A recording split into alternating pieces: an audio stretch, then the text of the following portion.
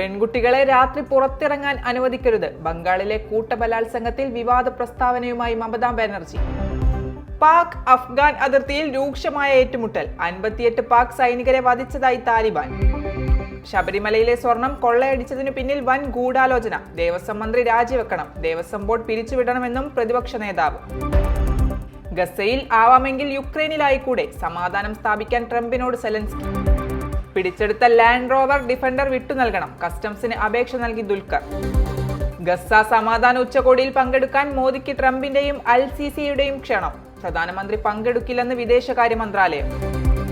KSRTCക്കായി ഇനി ആർക്കും പരസ്യം പിടിക്കാം. 1 ലക്ഷം രൂപയുടെ പരസ്യത്തിന് 15% അക്കൗണ്ടിലെത്തുമെന്ന് മന്ത്രി.